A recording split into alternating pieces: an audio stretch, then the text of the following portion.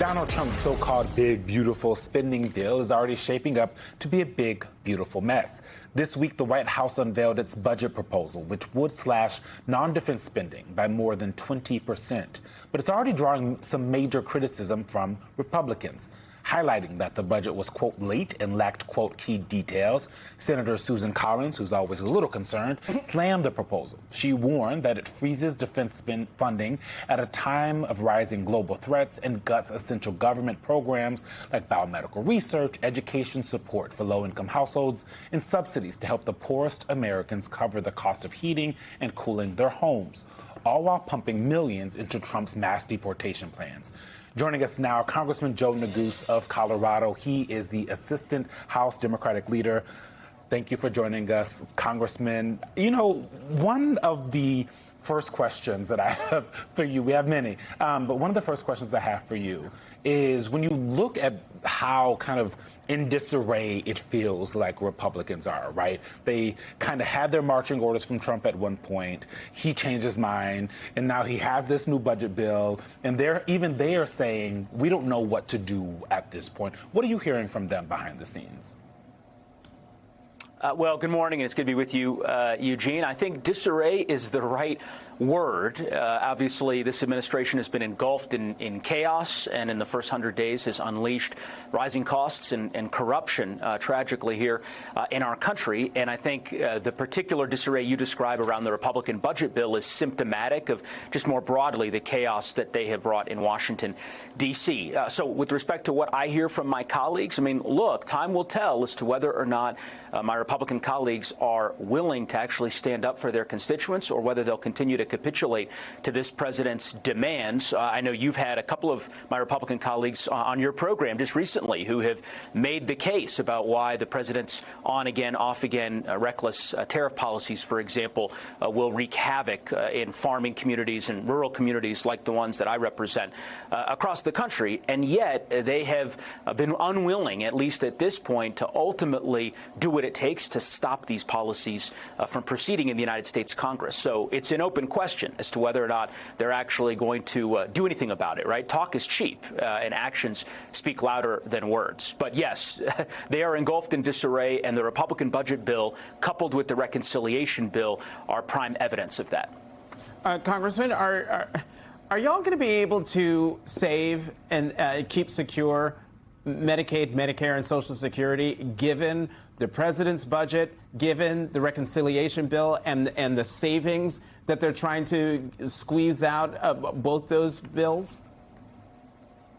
We're certainly going to do everything that we can and use every procedural tool at our disposal, Jonathan, to try to stop this dangerous proposal, which, as you know, and I know your viewers are well aware of, would represent the largest cut in the history of Medicaid. So this is in particular reference to the budget reconciliation bill, a reckless bill that would betray the middle class, would include upwards of potentially $880 billion in Medicaid cuts. You're talking about really ripping away health care for millions of Americans, for seniors who are receiving skilled nursing, for working families, for children here in my state of Colorado and beyond. And as you know, Republicans were prepared to proceed with their plans last week. Those plans were delayed. The markups, the hearings, so to speak, were delayed by several weeks, in part because of the vociferous opposition organically that has developed and metastasized across the country. And I hope that in the coming weeks we can convince 4 Republicans. It's all it would take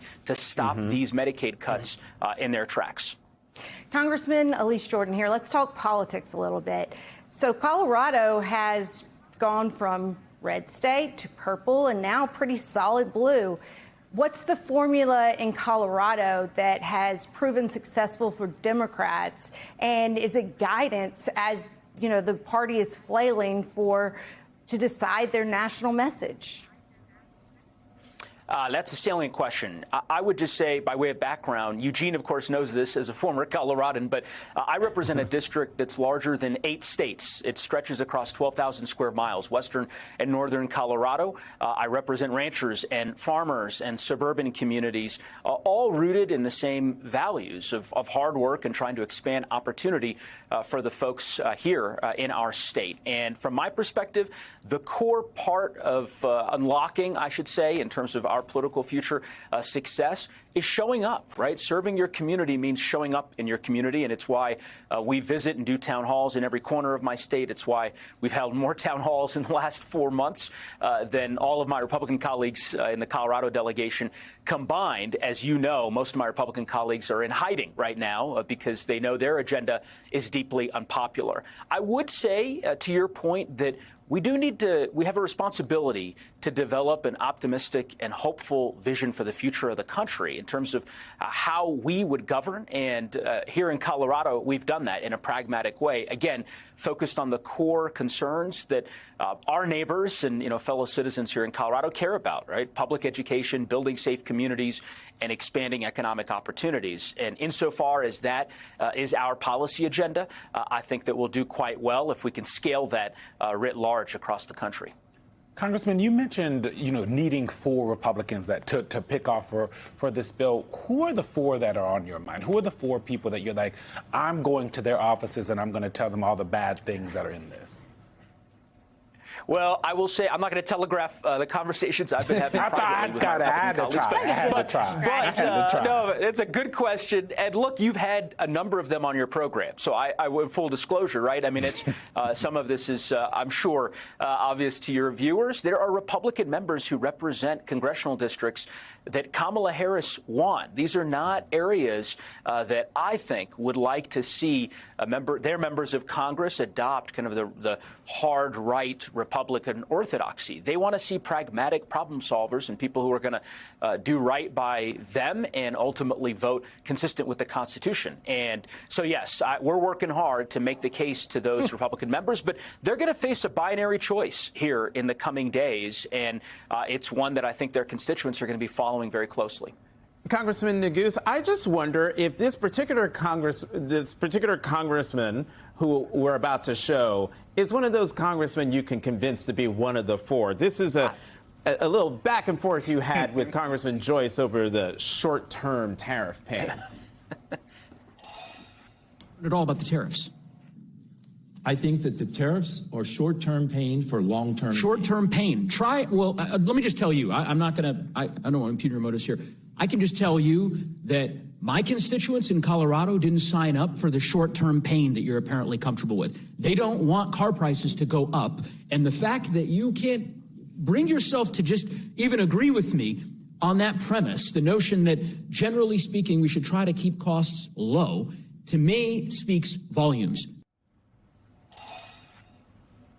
I mean, Congressman, that's some fire. I haven't seen on television. But I'm wondering, do you? I mean, you say we need 4 Republicans. Clearly, Congressman Joyce isn't going to be one of them. But do you actually think? I'm not asking who you're talking to, but do you think you can actually get 4 Republicans to side with Democrats to do the right thing here? It's a great question. I would say with respect to that particular member, I don't suspect that he's going to be signing up anytime soon in terms of taking the positions that I'm taking.